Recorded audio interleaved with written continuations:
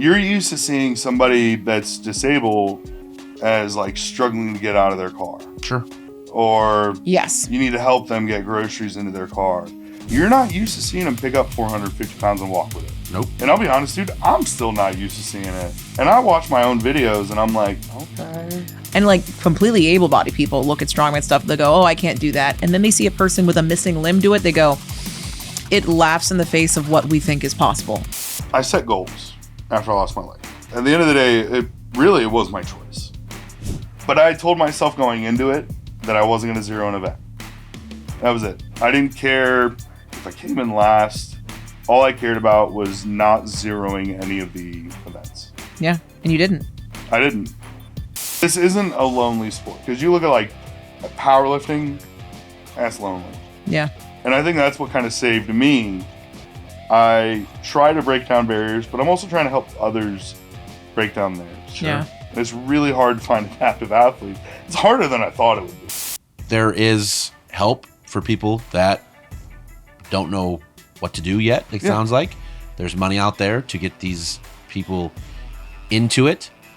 It just needs to be broadcasted that it's there. That's the spot where they're not getting to. And also, as you said too, mentally you got to get those people to say, yeah, I can. That's the ultimate goal, is grow the sport on the adaptive side, because it's been so beneficial for me in more than one way. I would never have met either one of you if it wasn't for Strongman. We're his friend. Well. Hey. Do I really have to do cardio? No. How do I know if I'm overtrained? Ready? Should I cut weight in competition? RDLs. How much protein am I supposed to always? Is it ironic that a podcast about Strongman is hosted by a woman? I think that's kind of the point. Wait. What?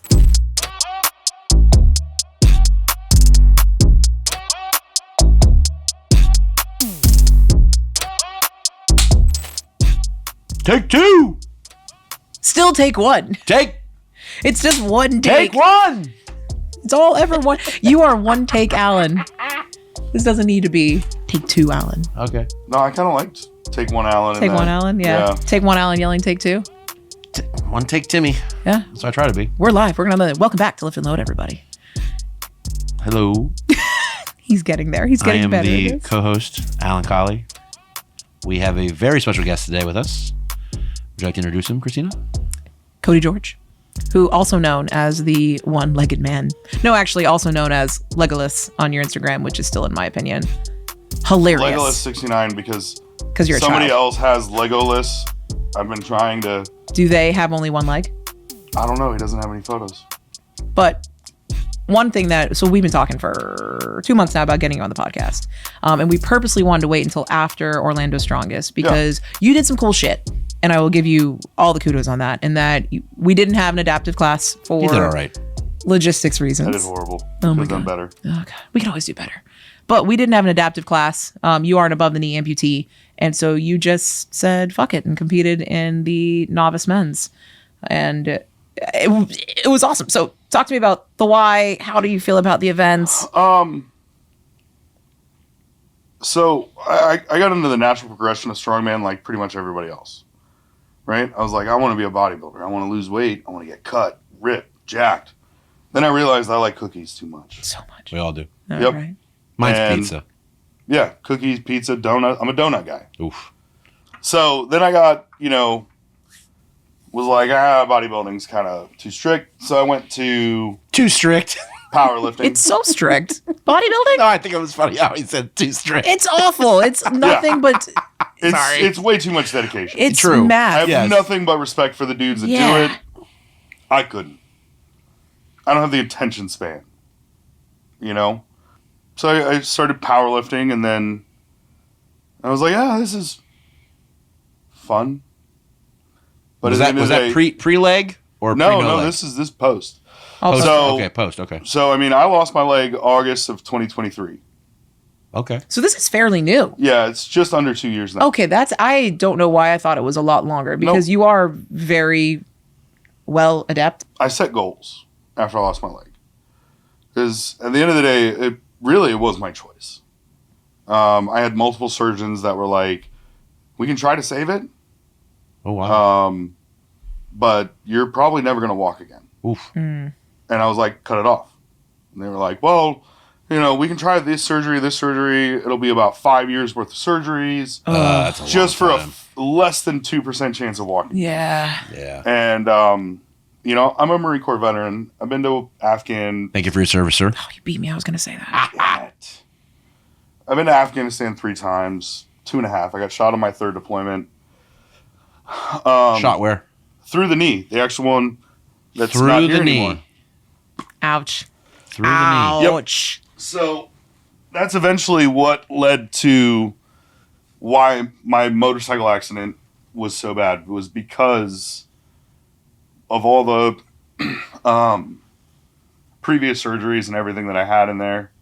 Like after I lost my leg, I went to this training program in Texas called the Adaptive Training Foundation. Amazing people. I was there for 9 weeks. They beat the shit out of me, mentally and physically. Yeah. Just like learn how to use the leg, learn how Not to even, man. It wasn't like we're gonna teach you how to. They're not there to teach you how to walk, right?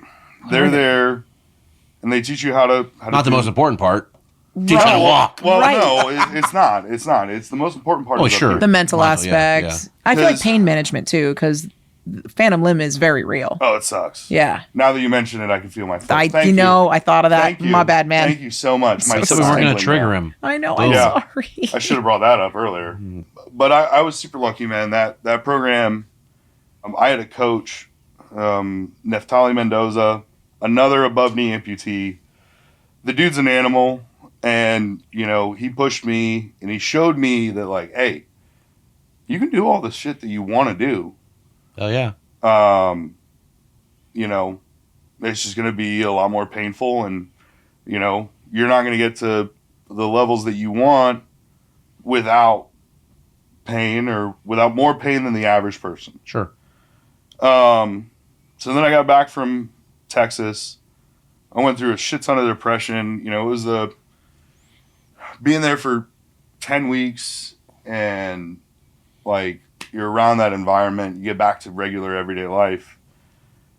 It was just hard. That's hard on anybody. Yeah. So you learn like one way to do things, and then all of a sudden you don't have that accountability You're on your anymore. own. You're on your Yeah. own kind of thing. And then I was looking in the mirror one day and I was like, oh, I got tits.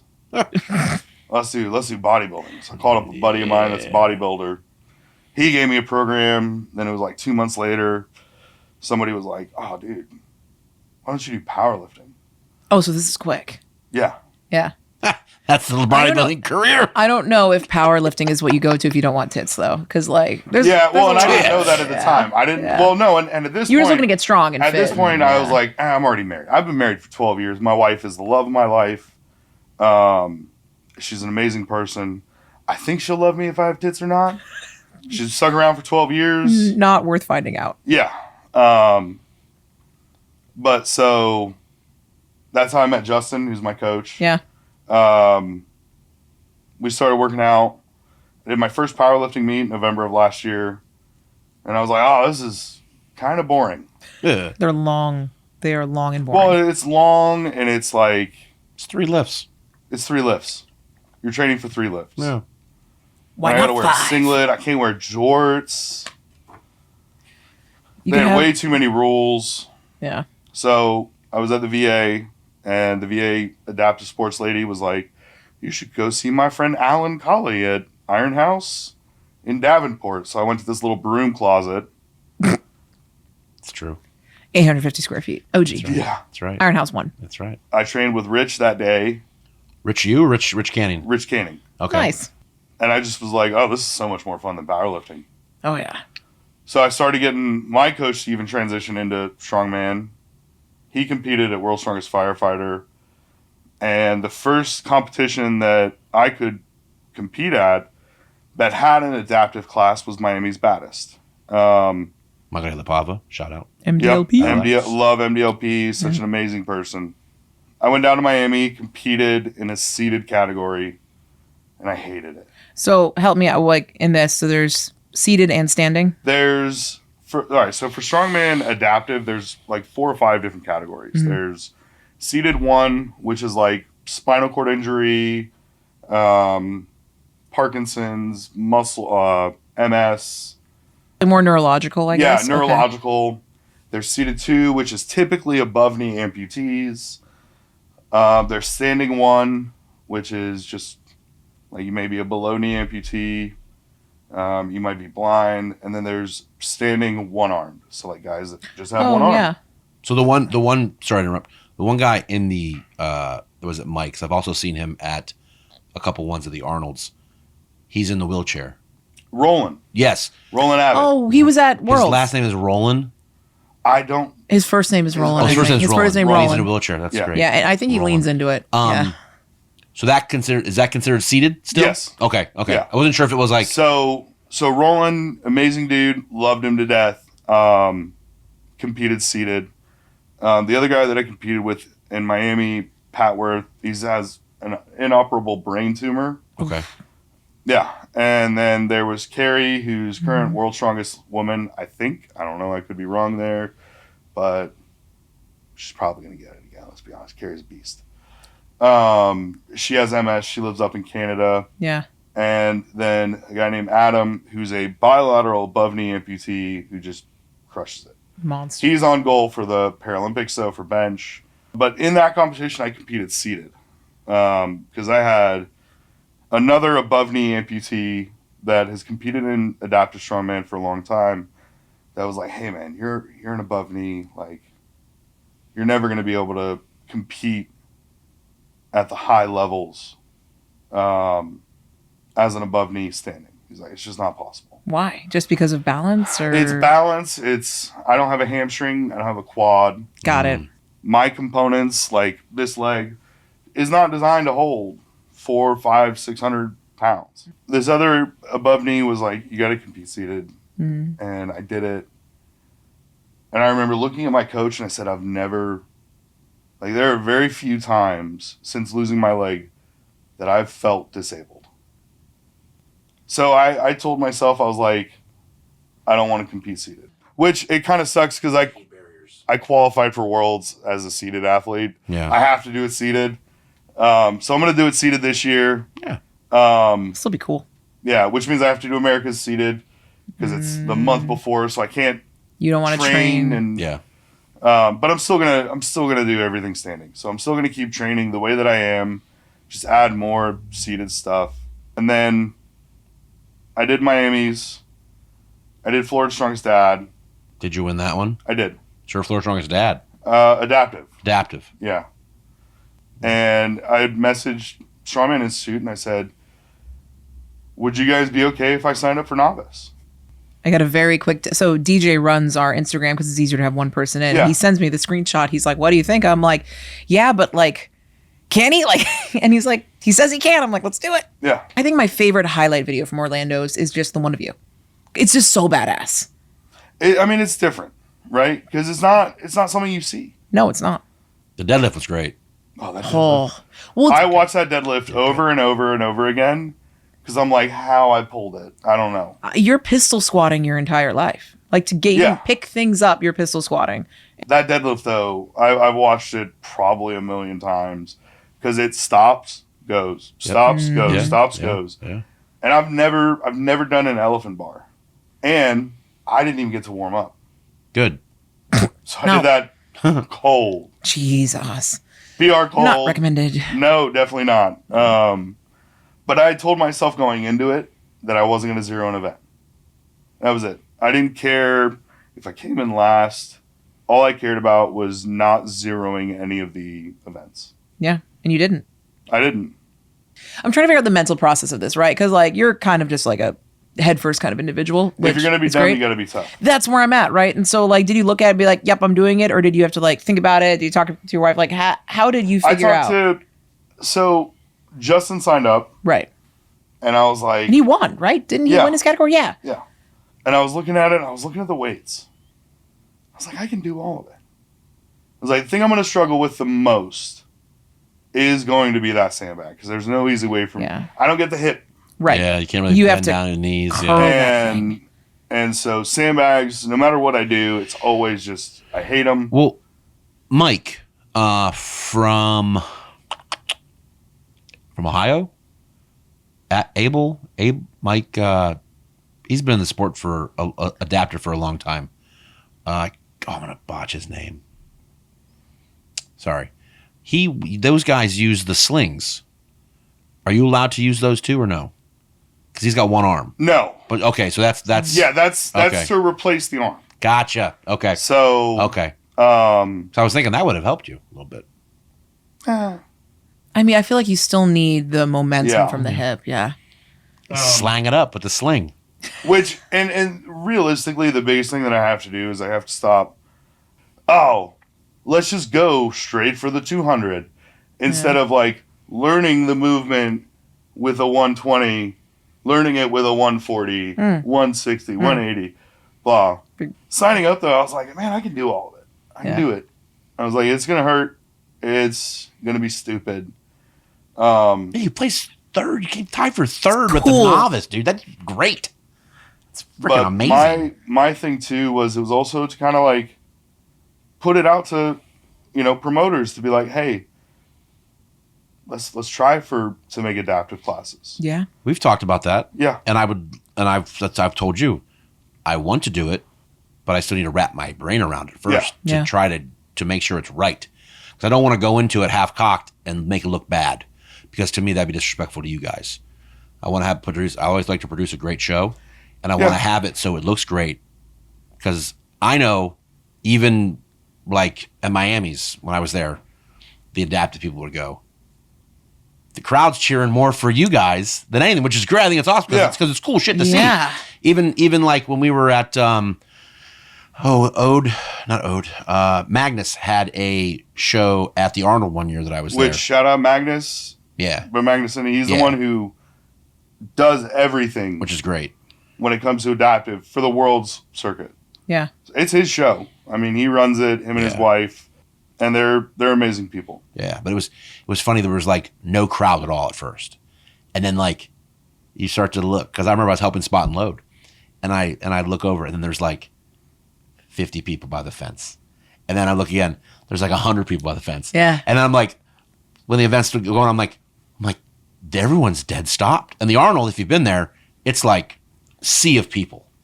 And it's like, there's now congestion at this event with these guys, giving you guys the due, like, respect you guys deserve because it's cool. Yeah. Well, it's different, right? Because, I mean, especially strongman, it is not a smart sport. No. If you're fully able-bodied. It's fun, right? It's I've fun. yet to find a sport. It beats you up. Yeah. I'll tell you that. My back hurts. My elbows hurt. My neck and my back. So, like, it's different to see, right? Because you're used to seeing somebody that's disabled as, like, struggling to get out of their car. Sure. Or yes, you need to help them get groceries into their car. You're not used to seeing them pick up 450 pounds and walk with it. Nope. And I'll be honest, dude, I'm still not used to seeing it. And I watch my own videos and I'm like, okay. I think it laughs in the face of what we think is possible. And what, you know what I mean? Because so many people have excuses, and like completely able-bodied people look at strongman stuff. They go, oh, I can't do that. And then they see a person with a missing limb do it. They go, just going to walk down the street for some people. Yeah. They don't want to do it. Oh my God. I mean, and then you know, it's honestly, what's your excuse? Yeah. Oh, it's no excuses. I mean, dude, we all have excuses. You know, whether they're physical, mental. Yeah. Everyone's got their own issues that they're dealing with. And I've learned that because I used to have that mentality where I was like, man, what's my excuse? What can I make an excuse about this? Or, you know, and it's so much up here that we don't realize it until it's too late. And then we're too old, we're too broken, we're too fat. And these are all just excuses. It's like, get out there and do it. Or as Cody says, I got tits. I got tits. Do something about it. And now I'm doing strongman and I got bigger tits. So yeah, like my ultimate goal though is like to bring more people into adaptive strongman, but it's hard, right? Because I put feelers out there in a bunch of community pages where I'm like, hey, I want to help adaptive athletes get more into strength sports. And, you know, the number one response I get is, I have back pain. Am I an adaptive athlete? No. And I'm like, I have to be nice. And I'm like, yeah, you know, could you qualify for the Paralympics? I think good Mike texted me that one day. He goes, this guy messaged him, was like, I tore my bicep about a year ago. Am I considered adaptive now? And Mike's like, No, bro. who would message you that? It's like, people are trying. Mike told me about a 500-pound man that tried doing it. Because he's big? Like 'Cause that he was is. his logic? That was his, yeah. That sounds like you'd be great for regular strongmen, man. Lose some weight. Yeah. Run some sandbags. 500 pounds. I mean, yeah, it's not a small boy. Again, I Push mean, through. no excuses for anyone. If I work with people that are like, oh, this hurts, that hurts. Like my back hurts, right? Like my back hurts, I can't train. Okay, well, are you able-bodied? Can you move? You should.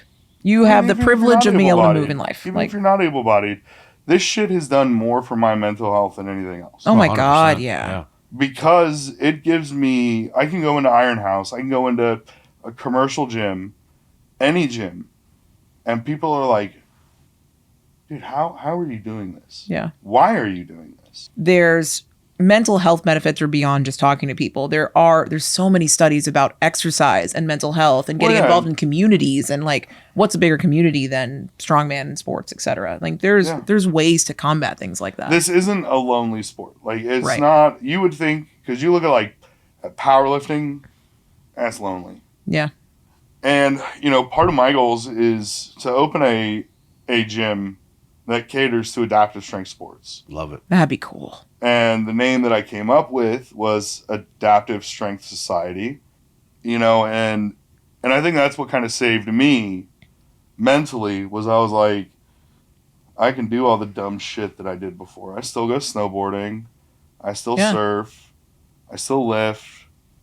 I try to break down barriers, but I'm also trying to help others break down theirs. Sure. Yeah. And it's really hard to find adaptive athletes. It's harder than I thought it would be. I only can think, like, I don't know many, I'd say, like, three-limbed people. I know neurological side. That's I see more. I don't know if it's... And yeah, I mean... And that's hard, though, because how do you place? How do you compete? Like, there's a lot of gray still that people are figuring out. And maybe that's why, but... And there's amazing people out there. MDLP. Yeah. Chris Vaccio from up in Ohio. Good dude. Yeah. He runs America's Strongest Athlete with Disabilities. I want him to change the name to Adaptive Athlete. I don't like the name Disabilities, but that's That's kind of a shift I've seen in general. Like disabilities and adaptive are technically synonymous, right? Same thing. Yeah, I mean it is. Adaptive is It's just I don't feel disabled. no, you're not. That's my thing. You're clearly not. Yeah. I use the parking partially. I want the closer spot. I mean, But I need to open my door more. milk that. Yeah, you do actually. And that's because I can't bend my ankle. Yeah. Okay. I don't feel disabled. I walk every day. I don't. My wheelchair stays at home unless I'm going to Disney. And then sometimes I'll take it. That's a lot of walking. Who for wants to walk at anybody. Disney all day anyway? You can buy the scooter or rent the scooter. Yeah, they're $85. They're so expensive. Yeah. That's Walt, man. Yeah. Like I said, I mean, I have all these ideas and like I've told, and I'll say this live here: if you do an adaptive, 100% of the athletes, I will cover their registration fee for Florida Strongest. That's awesome. Oof, tough. For adaptive, not adaptive, like yeah. regular people. Yeah, I I ain't got you. doing now. I will say this to you. I know it won't happen this year, Yeah. but I will promise you the following year I will have adaptive classes. And I would say we can look at it for Orlando's. We can look at it. If I'm the only one that shows up, don't make me an entire class. Don't. Because you're going to spend more on these, amazing trophies and awards, which, by the way, Right. Hold on. so awesome. Right. I'm gonna get it. Oh God. Oh, Jesus. I'm gonna drop something on my head. This is the Orlando Strongest Masters Women's Single class that we had none of. So that's why I have this trophy here. But it's cool. These are hand carved by Forging Hill. So kudos to Matt Hill. He did an awesome job. We have tiny chalk on these. They're cool trophies. Yeah. I could have just, by the way, had you pick one up. There's one to your left, but I instead stretched. Oh God. That's where I break everything. And yeah, and I told this to Mike too, MDLP down in Miami. I mean, it doesn't make sense if you have one person signing up for a class, do something different. But Right. it's hard, right, to convince people to want to do this. And then Sure. at the level that I'm at now, it's also hard because it's like, how am I going to tell somebody who's just getting into strongman, like, hey, dude, come do strongman. Takes time. Yeah. Yeah. Yeah. With any strength sport, with limbs or no limbs, Yeah. it takes time, you know? That's what I'm trying to do is I'm trying to gain more adaptive athletes that want to do it, that I can get more down in Miami in April, possibly in Orlando in June, and any of the other ones. And, eventually I'd like to be where it's like, it doesn't just have to be me, because I get asked all the time, like, hey, will you come do this? Will you come do this show? And I'm like, dude, if I wasn't prepping for this one already, if I wasn't doing, Americas, if I wasn't doing Orlando's, if I wasn't doing Worlds, Florida's, all this, it's like, I would love to. Well, it's hard because you're trying to grow the sport of adaptive strongman, but there's only one you, right? So the best way to do it is to get more athletes, make it more exponential, and have many people. Then they can go to all the shows. One dude going from show to show is not going to grow the sport. Having a louder voice is going to grow the sport. Yeah. And you're doing certs in it too. Yeah. There is no training certs for adaptive. I mean, there is. I feel like there should be. But, I mean, at the end of the day, how are you have to change. Every client, if you have adaptive clients, no two of them are going to be the same. Right. You have to adapt. You have to adapt. I know. So coaches have to adapt as much as the athlete. Just because I'm an above knee, I have a decent amount of my residual limb. But somebody could be an above knee amputee all the way up here. That could change everything. Yeah. That changes everything. Yeah. This is a totally different world. Right. My buddy that's out in Tampa, that's a BK, he's got drop foot on his other foot. So it's like, it's adapting. Right. So there's no like training certain. I mean, it's the same as like training a regular person. I think if you had a facility to bring adaptive newbies to it, you could get a group of people together. I'm trying, and I've talked to a couple of different facilities closer to me, over in the Seminole County area. Because I know, we always have like Strongman Saturdays. Yeah. I mean, if we need to, we could do a Strongman Sunday somehow, and we can get like people that I've been working with longer can also come in. Yeah. More coaches, more eyes on people to help out more too as well. One of the things that I struggle with is like all the equipment I have, none of it's light. Yeah. I remember you saying that. I've got the Slater log. Stuff. I've got a 90-pound monster dumbbell. Yeah, dude. The Bartos stone. I've got a Titan stone. The yoke. I mean, none of it's light. And it's like, all right, so you have some guy, a newbie, jumping in. That's where you start. Yeah. 165 log. Yep. Enjoy. Yeah. Well, I mean, actually, no. I have a Titan log. There you go. So I hate it. I don't want to do log if it's not on a Slater. Oh, you're bougie. Oh, you're spoiled. Rotten. I am. Slater logs are Slater nice. log is nice. I will say it's different. It's much different from pressing a regular metal log. It is. It's nice. Yeah. It's got great feeling. The forearm. My forearms don't like. They don't get dug into. Shout out Slater. Steve Slater. Crushed it. Yeah. Slater Hardware up in Ohio. Great job. Great job.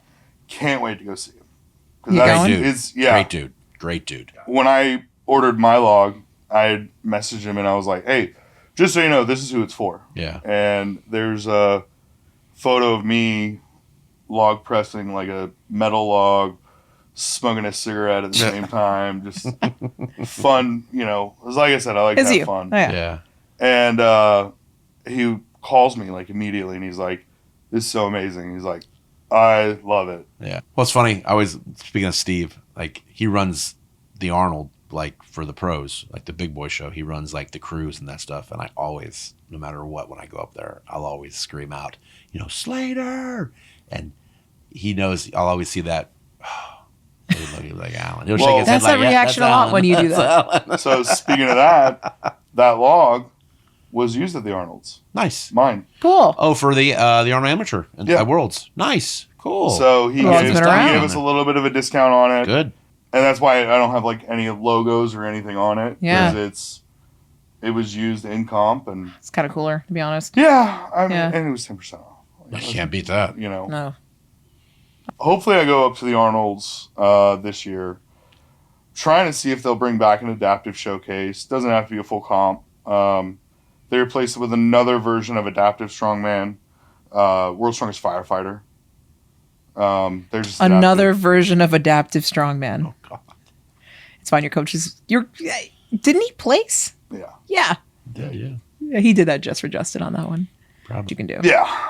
And I mean, you're going to get, it's the same thing as any other show, right? Like, you're going to get 1 million firefighters that want to do it. Right. You're going to get 14 adaptive. Yeah. So, like, when they announced where they were thinking about doing the adaptive worlds this year, it was going to be at OSG. Right. Oh, nice. And they were gaining, there's a chat with all the adaptive athletes from all over the world. And a lot of people were like, this sport's not popular in America. Right. In Europe, It's huge. it's huge. Yeah. So all the people from Europe are like, Hell yeah, brother. I don't know if I can go to Dallas. Yeah. Like, that's far. It's going to cost me a lot. And, us here in the States, we're like, oh, thank God. I don't have to go to London. Yeah. That's where these nonprofits help, though. It's true. So I can get travel stipends. And that's why I'm saying, like, these help lower the cost of these competitions. Yeah. And that's part of why, especially as a veteran, that's part of why I want to help pay for the costs. Because, like, Brandon, Autistically B, Yeah. he had asked to sponsor me and was like, I want to help cover costs for competitions, do all this. And from the get-go, I said, hey, I don't want money. I don't want you to pay for anything. We're going to take that money and you're going to donate it to other adaptive athletes.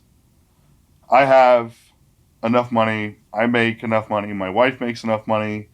Yeah. Well, I mean, it sounds like, what's nice is, there is help for people that don't know what to do yet. It sounds like there's money out there to get these people into it. It just needs to be broadcasted that it's there. Correct. And that's what it sounds like. That's the spot where they're not getting to. And also, as you said too, mentally you got to get those people to say, yeah, I can. Yeah. And not, no, I can't. Yeah. And so I've talked with the VA a couple times about getting some maybe adaptive athletes to come to the Iron House. And Cool. Love to have them. that's the ultimate goal is grow the sport on the adaptive side, because it's been so beneficial for me in more than one ways. It's given me friends that I would never have. I would never have met either one of you if it wasn't for Strongman. We're his friend. Well, Hey. I don't trust the cripples still yet. You wanted to make that joke so bad this whole time. yeah, I've been waiting. He's for you been to waiting. drop it. He in the beginning. You hadn't even I will walked say in the yet. whole time at Orlando's, I was like, one-legged man killed his wife. I'm going to post the resources though on this, so please send them to me. Absolutely, I will send as many, and if anybody has any questions for them, Yeah. or wants to learn more about me, or wants to talk to me, or wants links to my pages. Yeah. Well, so yeah, Please, please. shout 'em What's out. the best way to get a hold of you? Instagram Cool. is probably the best. Legolas. Lego LEGOLESS 69, Of course. because I'm very immature. I mean, and you'll be memorable. But yeah. So shoot you a DM. Yeah. Go from there. I'll do everything I can in my power to help. Yeah. So that's Me too. really. Let me know what you need. I'm game. I like it. I just heard I'm gay. No. I also heard it. Game. Nope. Game. GAME. Game. Wait, you just cut it? Oh yeah, At the- we're cutting it out. No, at the ME. So it just is Alan saying I'm gay. GA end episode. Blackout. Done. Thank you very much for coming today. No, thank you guys for having me. Yeah, It's man. been amazing.